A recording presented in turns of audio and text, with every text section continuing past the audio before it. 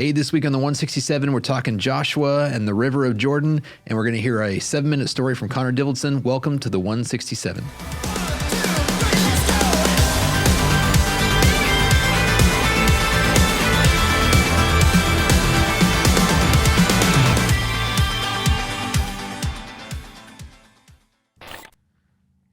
Hey, welcome to the 167. I'm here with Pastor Rick George. Hey, good morning.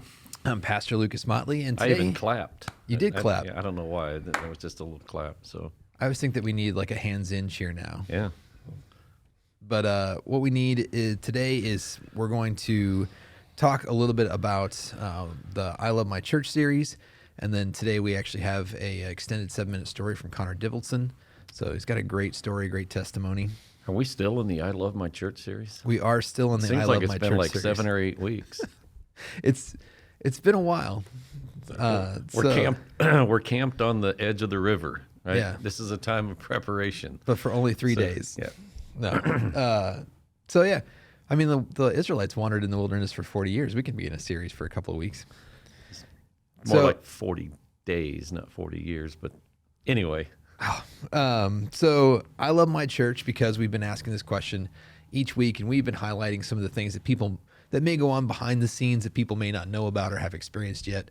So what do you got for us this week? I love my church because... So what I said at the beginning of the message is I love my church because of our courageous obedience. That from the beginning of New Life 23 years ago, clear up until today, collectively as a church, we've never shied away from doing what we felt like God asked us to do. It didn't have to make sense. It didn't have to be easy. It took courage. I mean, going back, we've talked about this on the 167 before, but we've talked about how, a year or less than a year after we began ministry here at New Life, we decided to spend half of the money that we had in the bank to do a kids fest. Right. Just to get a bunch of inflatables and buy some hot dogs and just see what happens. And that's where it began. And, now we're at a place where we're stepping out in obedience to take new land that we believe God is leading us to, and to build a building that seems like incredibly expensive and large, but we're doing it in faith to step out, to trust God to do what we know He plans to do in Gardner, and He wants us to be a part of that. And so we're moving forward courageously into the unknown. That's good. One of the things I think this week especially I was kind of aware of with loving my church is a lot of like the unsung things that go on here. For instance, every Sunday I come in, your dad OJ he's already in the kitchen. I don't know if he's actually doing anything, but he's certainly like banging cabinets, and he's like, he's just hitting the counter with a whisk. Oh, he makes coffee. He loves to make that coffee. So he found his vibe, man. I think he like boils water and just sprinkles a little bit of, just a little bit of ground coffee in there. But, like our coffee team is fantastic. It's just a lot of people that get here super early, and they make sure, I know that's probably kind of one of those unsung areas where people come up and they complain and they say, oh, the coffee's too weak, the coffee's too strong, I don't like what's being served out of the kitchen, there's not the cream, my favorite creamer. And I'm like, but there are people here at 6:30 in the morning brewing coffee and just like zhuzhing things and getting the water ready, and just so that there are these basic things that we kind of just walk past every week. Yeah. So love our coffee team, love our prep teams. It takes everyone, the things that you notice and the things that you don't, and the people that you see up front and the people that are back behind the scenes, and it takes everyone. So that is an awesome thing. Yeah. So we were talking about Joshua this week. We were talking about how God tells him to be brave and be strong and to go in and take the land. They're camped at the edge of the Jordan River, and they're about to pass through that, and he's getting them prepped to go in to the promised land after they've wandered for 40 years. Joshua and Caleb are like the last of the generation that had even been there before. So this week you were talking about having strength and being courageous. So it takes strength and courage to follow God, but sometimes I feel like we get into I called it a purpose paralysis. So it's like, okay, I know God wants me to do this. I don't know what to do about that. I don't know what my first step is. Or sometimes I just sit there and go, okay, I'm not going to move until you say so, God, and I don't really know what that next step is. How can we kind of get past some of that purpose paralysis? So it's through ultimately just trusting God. But let me back up because that's an easy answer. It's kind of that low hanging fruit. We'll just trust God. So it's trusting that God has put people in place that either know more than you know, have gone where you've not gone, who understand things that you don't understand, and that He's purposefully placed them in those positions for you, for your good, to help you fulfill your purpose. So a couple of weeks ago when I talked about, as a pastor, we're kind of like coaches. Sometimes people view a coach as, well, he's the guy who makes you do the things that you don't really want to do so you can accomplish the things that you want to accomplish, but you can't do it on your own. Right. And that's part of a coach, but there's more to coaching than just getting people to do what they don't want to do. Part of coaching is to inspire people to see what they can't already see, so that they can envision something beyond what they can already envision. So there's a bit of inspiration kind of sprinkled in with the motivation. And so oftentimes to get past that purpose paralysis, as you called it, you need someone to come beside you to inspire you to see that there's something beyond what I'm experiencing. Because we get stuck in these ruts, and I was told one time that a rut is just a grave with both ends kicked out of it. Ouch. And so sometimes we just get in a rut, and all you can see is the dirt walls beside you. And you think, well, this is my lot in life, and this is all I have, and this is what it's going to be forever. And you need someone to come and say, no, you're just standing right on the edge of the river. But if you get up here, you can see that there's something better. There's something that you can achieve, and you have a purpose, and to inspire them to see beyond what they can see. Well, I think those mentoring relationships are so pivotal and so important in people's lives, where a lot of people, I think, they may have a lot of peer relationships, and I think even some people might even be in a spot where they're mentoring somebody underneath them, and yet they don't have somebody that is kind of mentoring them, that, like you said, somebody that believes in them, somebody that's coming alongside and say, hey, like, and maybe it's the, if we're trying to kick out of our, paralysis, is how do I seek out that relationship where it's like, if I'm thinking about starting a business, God's called me to start a Christian coffee house, and I'm like going, okay, like, do I just go, well, God's going to make a way and roll the dice and go get a loan from the bank?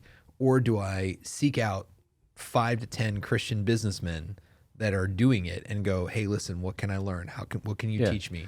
Become a student of people that have gone before. Yeah, and I think sometimes people are waiting, for that one-on-one mentor, somebody that's just going to show up and say, hey, I would love to mentor you. And that doesn't happen often. Yeah. Often the inspiration comes as you start looking around and you find somebody that you just admire, and you watch what they do, and that inspires you. And then a relationship forms, and it takes some time. And we live in a culture that, like, we don't like to spend a lot of time doing anything. Right. Like, we want constant change. We want it to come easy. We want it, it's not going to last very long. Everything's disposable. So we'll just do it for a while, pitch it, move on to the next thing. And so we don't really dig down to say, what is my purpose? And do I want to invest in that purpose? Well, what's funny too is I think something that kicks us out of it is you get that looking forward piece where it's like, oh, I have this mentor that inspires me. And then there's also the piece for the Israelites where it's like, well, my parents died in this desert for 40 years. Yeah. And it's like, do I want to make the same mistake? It's like, I mean, literally they have the same choice. They can stand the Jordan, they could send spies in and say, I don't know about this whole Jericho thing. And literally go, nah, we're not going to cross the Jordan. Hit repeat and just do the same thing. But they are literally like, have their backs to the desert going, this is all I've known. Our parents made this mistake, kind of like, so it's like sometimes I think you can also look back and go, I don't want to stay here. Yeah. And this coming Sunday, and you have to come to church or watch online to hear it. But I'm going to kind of continue on with the story. Yeah. And there's a lot that we can learn from this riverside experience and what God says to them during their time of preparation. So we've just started, and we're going to continue this coming Sunday to dig a little deeper into that text. Well, in that preparation, one of the things that you talked about was preparing to be obedient. So you said that, you should be, preparing. So God's called you to do something and take some time to prepare to do that. We were talking about this earlier, and I just said, I think that a lot of times people find themselves in a situation where they're impatient because they're preparing, but they don't know what they're preparing for. Does that make sense? So it's like, okay, I'm preparing to be obedient, God. You just tell me what you want me to do. Like, it's one thing if God's like, in 3 days we're going to cross the Jordan River, and I need you to pack your stuff up. Yeah. They're like, yes, sir. I'm going to pack my stuff up. But like a lot of times we're waiting for that purpose. We're waiting for God to tell us what to do. And so what are some, just general training things that we could do to prepare to obey? So one of the things that, and this may seem weird to some people, but one of the things that I love to look at and learn from are special forces training.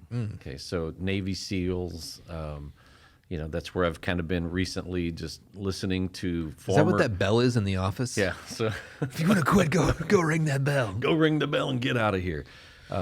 But what you can learn from Rangers or Green Berets or Navy SEALs is their preparation is a preparation for the unknown. Like some of what they're training for, like it's very purposeful that they know this is something that we have to do, but part of it is training for what you have no idea is out there. It's training for the unknown, being prepared for the surprises. And much of the Christian training, our faith training, is training not for what we already know, but for what we don't know, for that unexpected, training for the surprise, training for that opportunity that just comes up.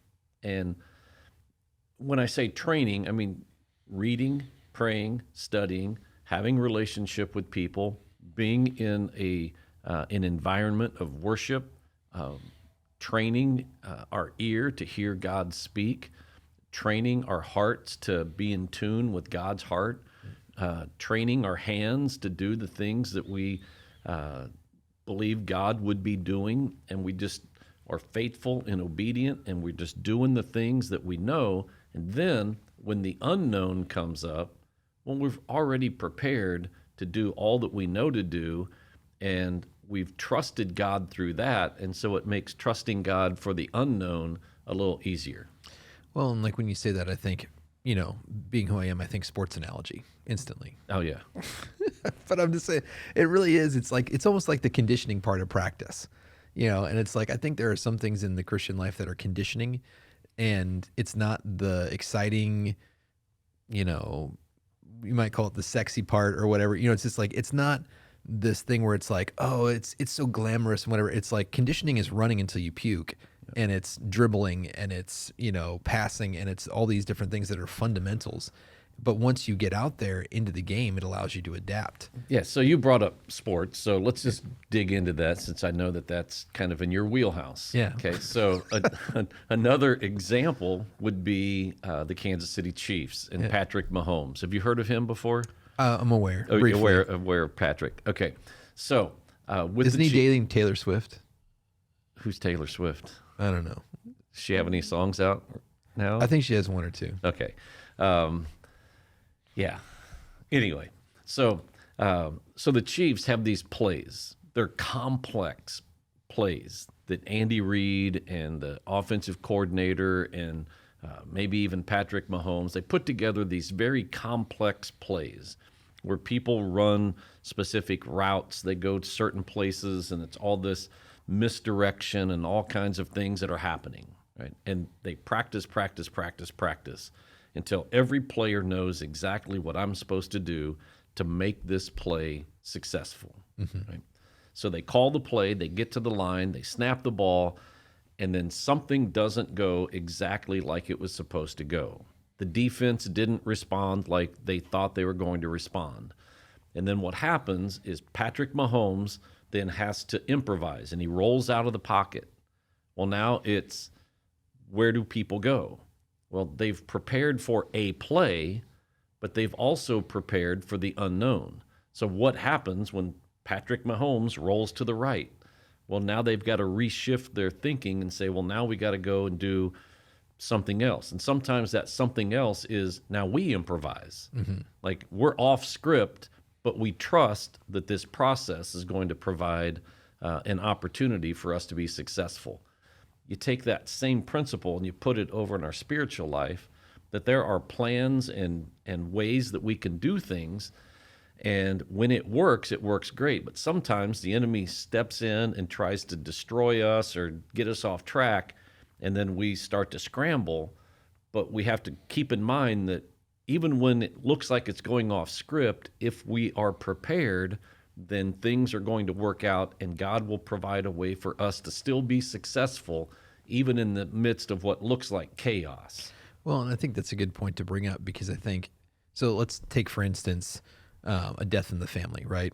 And so a death in the family, if that person is a Christ believer, if you are Christ believers, then theologically, in our preparation, we know that that person is not in any pain.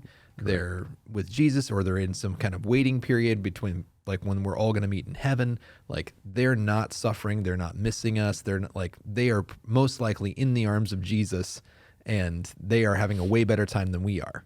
Exactly. But that doesn't mitigate the feeling of chaoticness in our lives that we have to deal with, you know, what comes after that, all the wills and the states and planning. There's still a sense of mourning and loss. There's still that sense of, oh no, this is not the way it's supposed to be.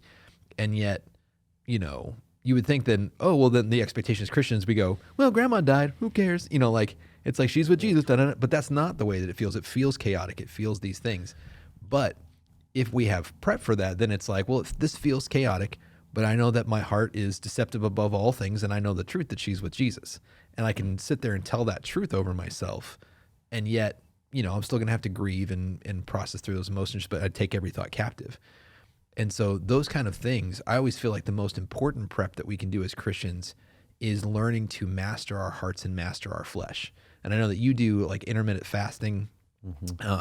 My wife and I fast occasionally, and it's just like, I feel like that is, I mean, it's really a time where you go, well, no, I'm telling my flesh, you cannot have what you crave, because I'm going to tell you that I'm the boss, and my spirit and my mind are the boss. So when my flesh comes after me, I go, no, I resist temptation because I'm practiced at this. In the same way, I think when it's like you have that emotional temptation of, you know, depression, you know, suicidal thoughts, you have, you know, all those things that come at you, broken hearts, even just things like betrayal or unforgiveness, you get to say, no. Like, I'm versed in the scripture, and I've said that I have control over my own feelings. You want me to give you a really weird example? Of course I do.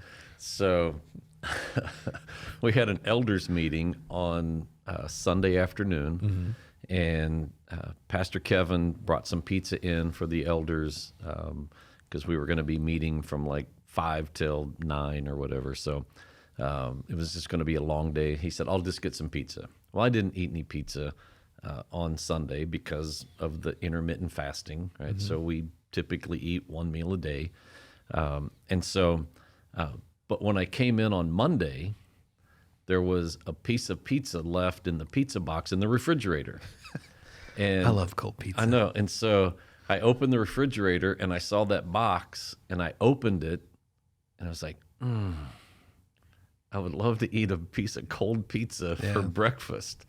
And I was like, no, I am not eating. I'm not doing that. And so that same pizza was there this morning. It's Tuesday morning. And it was harder to resist this morning, even though now it's a 2-day-old piece of pizza. I was like, get behind me, Satan. I know. It's like, now you're mocking me. It is still in the refrigerator. And I had to just close the refrigerator and say, no, I am not eating that. So it's a weird example, but yes. But yeah, it's but spiritually, it's so unsatisfying to answer that question, because when people ask that question, you go, read your Bible, pray, fast. And people are like, that's so, it's like I said, it's not sexy. And it's just like, yes, but that's conditioning. It's passing, dribbling, and running so that when Patrick Mahomes comes out of the pocket, like honestly, there's no substitution for wisdom and experience. So I'm sure the first time he came out of the pocket, everybody's like, what, whoa, but you do that enough and people start to adapt. You start to feel the way that this flows. And so when Satan attacks you or when life just happens, I mean, like life is evil. So it's like when something happens, like there is going to be that adjustment period where, you go, okay, like I did this wrong, I did this right, whatever, but you're going to rely on your fundamental skills, which is being in community so that you have people to mourn or grieve or support you. It's knowing the truth, which is, prayer and Bible study is knowing the truth and knowing who God is so that you don't go, God's evil and doing this to me, and then it's really just then having that hope and telling the truth and putting those things together to move forward. Yeah. And so when everything works exactly like it's supposed to, then it's pretty easy. Mm-hmm. But when you get to the river and you think, oh, there's the promised land, and then there's no way in the river, like it's not just parted. Right. And well, now how do we get there? Now, this isn't going like I thought. Mm-hmm. Something is in the way. I have to overcome an obstacle or a barrier or whatever. That's when the preparation comes in, and when you know God and you know what to do in those unexpected times. Yeah. Well, and one of the things I wanted to cover here, because you were talking about not only leading well, but following well, encouraging people to follow well. And so I was just going to ask, what is something that you have learned that was important when you were being led? So if you're in a position where you were being led, what was a posture or a tip that you felt made you a good follower? To have trust and respect in the one who was leading. Okay, that I had spent time knowing the intentions, the heart, and then I understood the plan and felt like I'm in support of the plan. And then there were times when it's like the person who was leading, I didn't respect them. Like their life did not reflect a life that I felt like was honoring God. And then it was much more difficult to trust and to follow. So I think part of being a good leader requires humility, and part of being a good follower requires humility.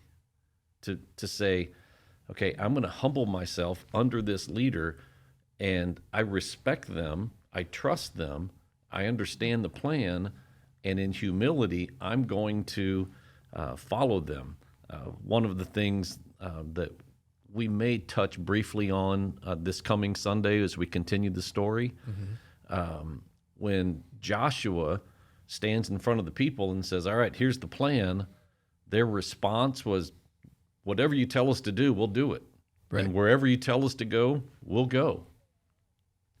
And then it goes even further. How long did that last? Yeah, and then it goes even further, and some of the leaders of the people said, and if anyone doesn't obey, they'll be put to death. I'm not sure how that would go over in the church, to say, all right, here's the plan, and if you don't obey, then we're going to kill you. I love it. Yeah, so we probably won't push it that far, but. Yeah, I would say too, like for me, I think it's, and maybe this is the way my brain works, is ask good questions.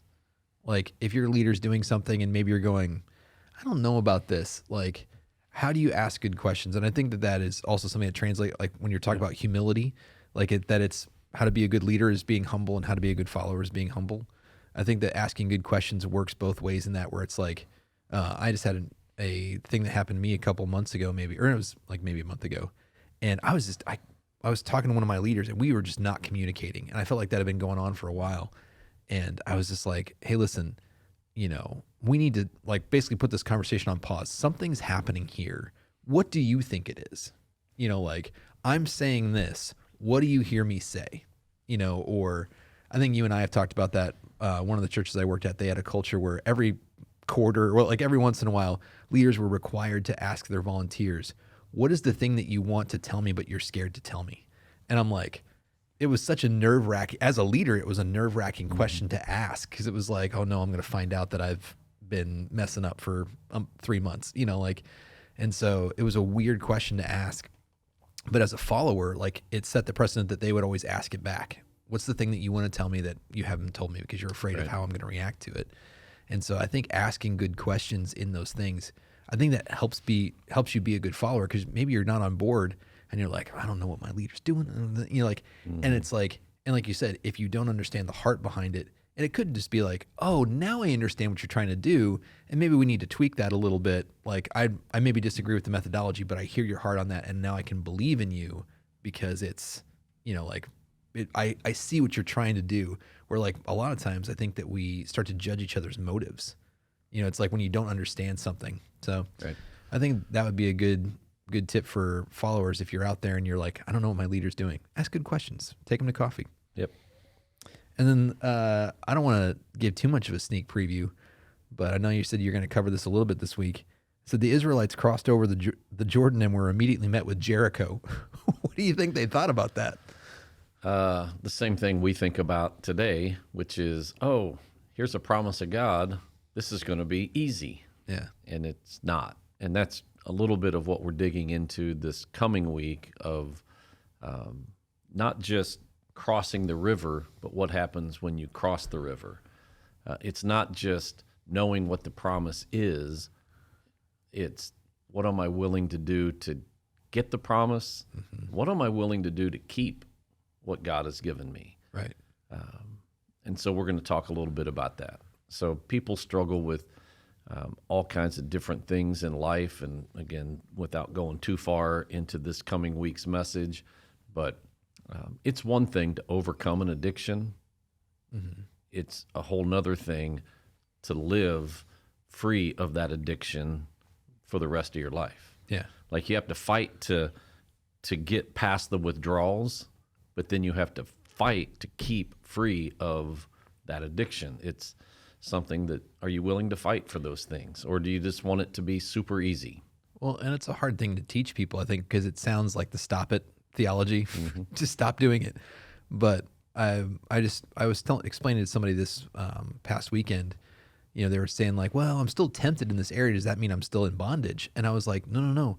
After the Civil War, they freed, slaves. And then what plantation owners did is they came to the slaves and unlocked their chains basically and said, well, you can go out there in that big, bad, scary world, or you can sleep in the same bed that you've been sleeping in. I'll pay you a wage and you can work the field. And they literally basically, the way that the plantation owners did it was super shady and sneaky. Mm-hmm. And it was like they were charging them for the bed, but so they never got ahead. And what they basically did was convince them to stay in slavery when there were no chains. There was no whips. Mm-hmm. There was no nothing. It was just, it's big and scary out there. Why don't you just stay here? Which is the same thing as the Israelites is, we're in the wilderness. What if you went in this promised land? Well, that's big and scary and we'll just stay here. Yep. Same thing. The enemy tries to convince us with lies and deception that you can't do this because, and then there's a list of things that he will throw to say, well, what about this? What about this? And what about this? And then when you start to focus on all the reasons that you can't do something, then it minimizes all the possibilities and all the reasons that you can do it. Yeah. It's the difference between being in bondage and walking your faith. Yep. Like you don't have to give in to temptation. You can, but it doesn't mean that it's never going to be there. Yeah. So when you look at the promised land and it looks awesome, there's always a river, there's always a barrier, there's always something that is going to be between you and what God has for you. And then the question is, what am I willing to do to get past this barrier, this river? And if you want to have that question answered, you can tune in this Sunday and next week on the podcast in the 167. Stay tuned for a story, and we'll see you next week. Welcome back to the 167. I am Carissa Motley, and I am here today with Connor, is going to tell us some of his story about some of the stuff God has been doing in his life lately. So, Connor, welcome to the podcast. Nice to be here. Yeah, thanks for coming in. So just real quickly before we get into some of the cool stuff you're going to share, can you kind of tell us how long have you been here at New Life and what got you coming here? I've been coming here most of my childhood and since I've moved back to Kansas. Okay. I went to some few other off churches when I was a kid, but then we started coming here regularly, and I came here up until I joined the Army and left. Okay. And then when I came back, I just started coming back here because Okay. there's just not any church like here. Cool. That's great. And so are you from Gardner? You live in Gardner? I grew up in area? Gardner, Okay. and right now I live in South Casey. Okay. So you're a local. You kind of Yeah. been here for a while. Awesome. Yep. Cool. So you were saying God's been doing some cool things in your life. So I'm just going to give you a chance to kind of tell us that story. What do you want to share today? Well, maybe my whole biography, but try and keep things a little more We only have 30 brief. minutes Yep. before the camera shuts off. I've always been a church-going person. Okay. I've always known about God and called myself a Christian, but I don't think it's really until recently that I understood a lot of things about what Christianity really is and what faith really is. And really, that's kind of how I've gotten deceived and got down a pretty dark road, I think, because I just didn't really understand a lot of things and thought I was doing the right things when I wasn't. But Sure. really, in my teen years, was a real animal, I guess you could say. And Sure. I developed a lot of self-hatred, Okay. and that's kind of how Satan works with me, and still to this day. But where I would go off track because I would just stop caring about things and really just life in general, and Satan would really show me how pointless everything seems until I was just like, well, I don't want to really do anything anymore. I'm good. Yeah. And I really decided when I was like 16 that I just wanted to die as soon as possible someday. And I thought about a lot of ways things could go down. And I figured that the best kind of outcome for that would be to like die in the military, I Okay. guess, like Yeah. a death worth living. Sure. Or dying. Yeah. and- An honorable death, right? Yeah, and not like a suicide Sure. or anything like that. And so I also, like when I was 10, I decided I was gonna go that route just to like make myself proud. And it's my mom and dad both serve, so I wanted to go do that. And then that's just added layering on top of it. Yeah. I just kind of gave up on being successful in any other way because Satan would just breed in all my mistakes and all of the reasons why I could never be successful Yeah. any other way. And I just figured that I could go do that. And I had a lot of hatred and disappointment built up. I really despised the Taliban and what they did to people. Yeah. And I wanted to go to those situations and like help people and stop that from happening. And then if something happened to me during that, then I all for it. But I went in the military, and I mean, I did okay. I just slowly deteriorated because I just had a lot of really bad inward issues inside of me, and then all the other issues that come with that lifestyle on top of it just compounded and made it worse. Right. But I still was going to church and having a spiritual kind of side where it really helped me through a lot of the rough and hard times that I went through. And I don't really know how people who don't know God really go through that stuff. Right. I But- don't either. Yeah. Really, I just started getting assaulted at all sides and stopped going for a period, and that's just where things really got to the worst parts that's ever been, I guess, for me. Okay. And I went to Iraq in 2020, and that wasn't really much. We just kind of were put there to scare people so that they Okay. stop doing bad things to other people. Yeah. But then I went to Kabul, Afghanistan for the pullout, and that's where it just really shattered the identity of who I was. Because I always saw myself as the soldier, as the guy that was just fearless and going to do anything to help other people. Yeah. And I really thought that a lot of the people in charge nowadays, they talk about all these morals and virtues and like standards and like things that they are supposed to uphold. But I was just shown that it's just not. Real life is a lot more gray, and there's not really any black and white. Yeah.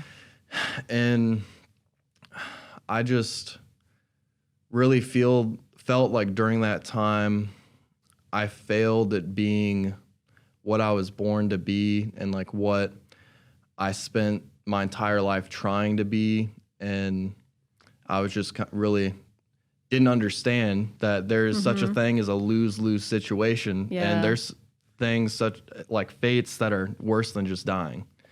And I really struggled for a long time. I still struggle, but it's significantly better. But just seeing there's people that would rather kill themselves than live in a country run by the Taliban. Sure. And I've never ever seen anybody so desperate. They had to pick like body parts out of the landing gears of planes that were coming from there, because they would hold on to the sides of the airplanes and all the way like hundreds of miles until they either like got caught up in them because they would retract back into the airplane, or some of them just fell off. Sure. But Yeah. I mean, there's just a whole lot of science too, I think, behind like suicides being linked, and you know, like one person does, and then more and more and more. And that's what I really saw in the military. There was a lot of just suicide chains that would go on like that. Yeah. But really, it just kind of got to me because I felt like there was just no right decision. Sure. Because I had every opportunity to try and do something, but I was ordered not to. Okay. And then they say that you can break those orders if it's unlawful, but I mean, that's not the reality. The reality is you have to do what they think is right. Okay. Yeah. Or else you get punished by them. But I really just, the only thing that's helped me is like God came to me afterwards when I was just really struggling and told me that I wasn't even there for those people, that I was there for my brothers. I mean, thinking back on it, I mean, they had a lot of my friends from there, they had a lot of mental issues too. Yeah. And there was a lot of situations during that time where, I mean, I don't think they would have lived. I kind of had to play like bad cop, I guess you could say, like good cop and bad cop. Sure. Like first of all, there's just children, like 19, 20-year-olds. I was only 20, 22. Okay. But, so I mean, I was still a kid. But, I mean, I had a little bit more about me than the the youngins that were barely living that life. Right. And I had to keep them doing what was right and keep them away from getting corralled into the crowds. Because it was like the entire country came to that one city, and there was only so many of us against an entire country of people just desperate enough that they'll hold on and do anything. Sure. But then there was my lieutenant. We got like a chain of people to hold hands, because we would always get them like corralled like where they needed to be, so that we can get them orderly in a fashion like on the planes and get them out. But they kept getting scared, and they would like break away from the line and then just flood the airport, and then no planes could take off or nothing would happen. But we got a bunch of them to sit down. But I mean, he was like,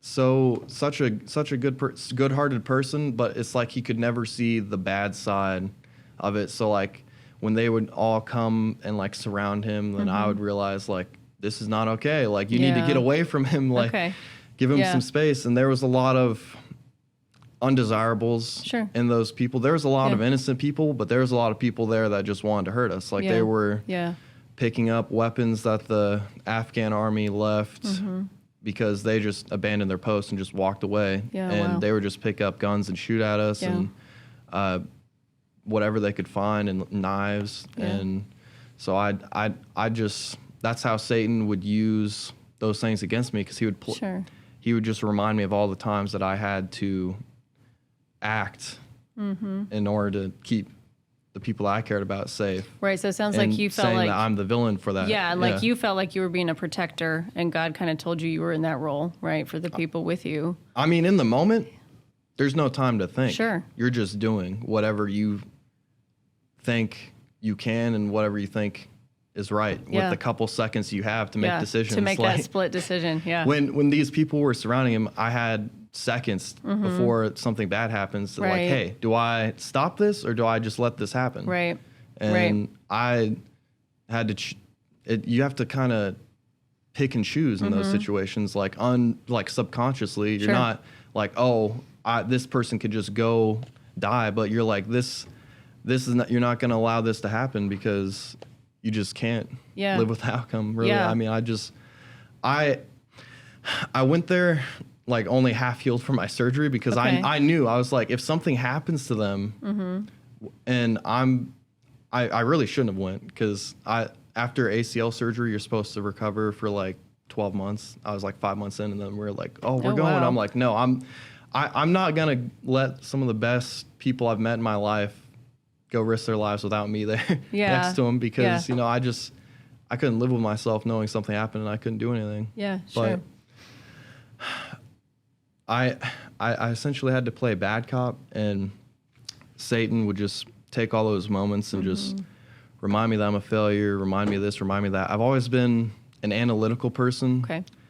I've always tried to see things for how they are, like a truth seeker, you know, like I don't take things at face value. I have Sure. to know why. I Yeah. have to really dive deep into it. I mean, I chalk it up to trust issues now because I've just seen Yeah. how a lot of things really aren't what they seem. Mm-hmm. But it really kind of plays against me because it's like, well, we saved over 100,000 people, but then there's just all the times where I had to beat people back or like force them to listen because I mean there's a language barrier and there's only so much they understood. Right. And I mean some people really, that's what I learned there, like they only respond to violence or the threat of violence. Like a lot of people only follow the law because they know what happens when they don't follow the law. Sure. Yeah. And I mean, it's sad, but that's just a reality. And then it just really kind of eats you up inside Yeah. when the people that have to live that kind of lifestyle, like law enforcement or military or the EMS, paramedics, doctors, you have to really make a lot of decisions with no time to think about it at all. A Yeah. lot of very deep, impactful decisions. And then it's never really the people that you save that really you remember. It's all the ones that you don't. And then I chalk that up to Satan trying to Yeah. throw up all your failures in your Right. face and make you seem like a failure, but that's not the reality at all. Yeah. It isn't. And I mean, I just couldn't analytically get over the fact about all the things that had to go on Yeah. in order to keep the people that I cared about safe. But Right. I mean, I can rest easy now knowing that I kind of did my part. I mean, really, there's a lot of people I think that just don't realize they're just one person. Okay. And I've had to do a lot of deep searching and devotionals. Like I had a lot of issues from that. I came back home and I couldn't eat at all. Like not like I didn't voluntarily starve myself. I would literally get like a mini sub from like Jimmy John's and take one bite and then it felt like I was about to vomit. And I Wow. just couldn't eat. And I couldn't really sleep but like 1 or 2 hours at night. I just have like panic attacks and just a lot of things going on. But really it's just so strange, but I had a lot of intense battles from that and still to this day. But the only thing that's really actually impacted me at all, like I've tried to get help, like psych help through the VA and like other professionals, and I've taken probably half of the medications that exist. Sure. But I mean, there's not a pill that's going to solve any inward issue within yourself. And Right. I mean, that's kind of how I see them for some people. I mean, I know a lot of people that have taken those medications. Mm-hmm. My family takes those medications, and I mean, they still have the same issues. It's just masked by a pill, you know, like Right. it's just some of the symptoms aren't as bad, Right. but it's never But it's still there. solved anything for Yeah. them. Like my mom, she still struggles a lot. And really, for me, I had to really renew my faith, renew my mind, and kind of my hope, I guess, Okay. because I just lost hope since I was a kid, really. Sure. And it's a powerful thing. Yeah. And you can do anything with it. And I Yeah. mean, I understood a lot about scripture, which is what I think makes me as fearless as I am comparatively to other people, I guess. I mean, like, I was not really scared about bullets flying or like anything like that. I was more worried about not being there to help people Okay. and not being able to do like successfully do that. Yeah. That's kind of the only things that I really Yeah. fear, because I mean, I've been shot before and I've been through a lot of things. I mean, it's always worked out for the best. Yeah. And really, I was in a place where I really had no hope for the future and was just constantly bombarded with my failures. And I really just wanted to die. And when I tried to seek treatment through the VA, through the Army first, they didn't really do anything for me. They just were like, your contract's about to be up. Just Yeah. get help when you get out. And they gave me some pills and whatnot, but I mean, it was just very, very intense drugs that really just made things worse. I did a lot of psychology reading. Okay. The medications, they only, according to Feeling Good, it was published in like 1990s, like in the late 90s, I think, but they only help 20 to 30% of people. So if you do the math, 70 to 80 Right. get worse. Right. Yeah. And there's a lot of very, very scary side effects from those, which is what I had to learn the hard way. Okay. But I tried to get help through them. They just gave me some pills. That didn't work. I got out and like a month early, because you can save up your time and then get out early. But then Okay. I'm still technically was a part of their healthcare system. So then the VA wouldn't help me for a month until I got all the way out. And then basically I went to them when I was not in the healthcare system anymore. And they told me that I had to wait another like 6 months until like August. So it was like from when the event happened to when I could get help was 12 months. That's a long time. That's a long time a to long just sit time. there with that stuff. Yeah, for sure. And I mean, For they would give me these drugs, but I don't really think they even know that much about what they do. I mean, Yeah.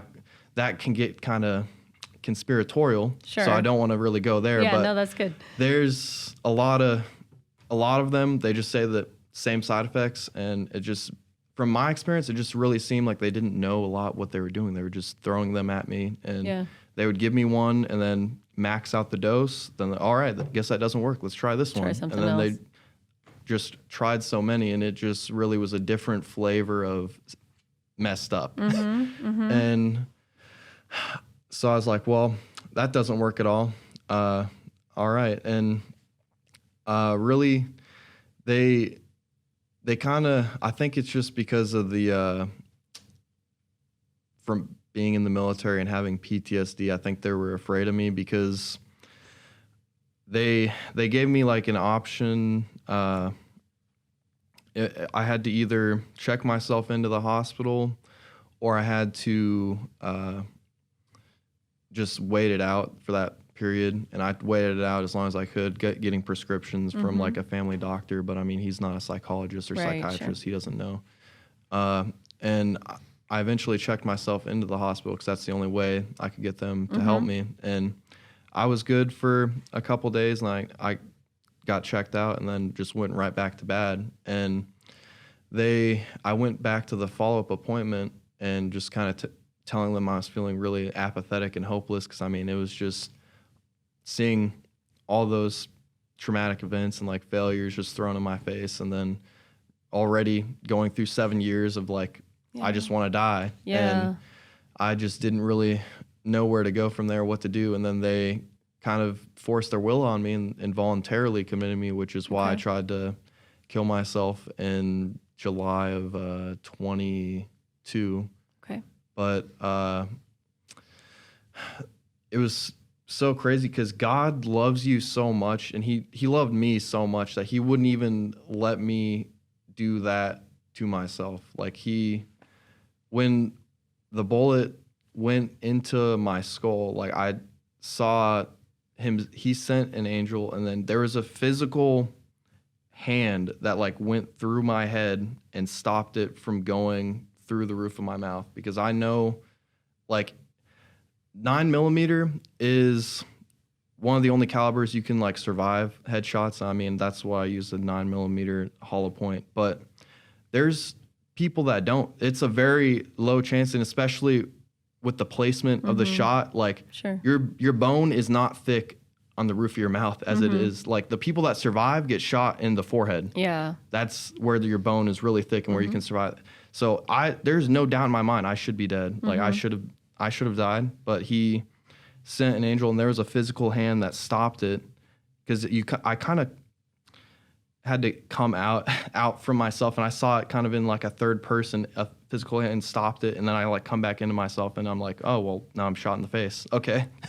But through that, I had to stay in the hospital and had to go through the government's version of treatment and all that, but really it did nothing for me. And what I've had to really do to get through a lot of the issues is when I started doing daily devotionals and really truly understanding what his word means and like what you're supposed to do, is how I've been able to cope and like figure out a lot of things. And the fact that he loves you so much, he won't even let you destroy yourself in a sense, is because I mean, I've always been able to talk to him. He's always talked with the Holy Spirit through me, and I mean, he loves me just as much as anybody else. Yeah. You know, he doesn't have favorites. Right. I think there's things that he loves especially about people, but he doesn't love anyone specifically,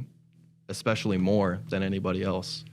And I mean, if he'd stop literal bullets for me, I mean, he'd do a lot more for everybody else, you know? Yeah. But really, I mean, it's been the greatest help for my mental health is learning, fixing the inward battles and issues I've had for so many years, and really understanding a lot of things that I just gave up on caring about, and reinstilling that sense of hope. That's what I think is so important about Christianity as a whole, is the sense of hope that it brings. Yeah. Because there's a lot of people that could do amazing things if they just had some hope. That's You know? yeah, that's a great point. It's a great point. Man, that's an amazing story, Connor. I mean, just the way that God saved you from all of that. That's super awesome. I made him work really hard for me. But he's happy to do it, right? You just said that. You know that he loves you enough to do that for you. So that's amazing. He loves all of us the same Absolutely. amount. Just he'd do that for me. He'd do that for you. Absolutely. Yeah, that's so great. Yeah, you got anything else you want to say before we wrap up today? The only thing I could think is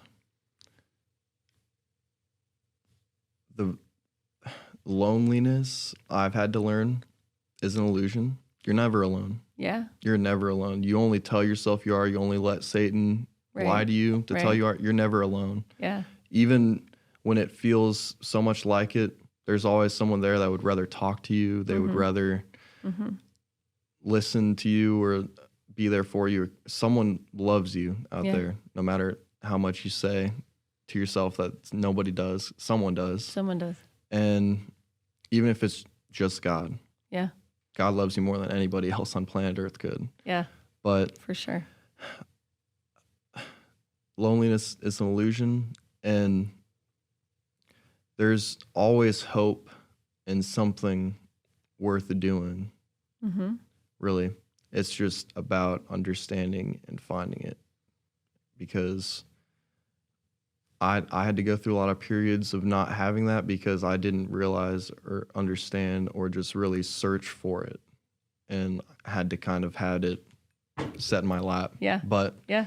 it's there. It's there. It is always there. Yeah. You just have to find it.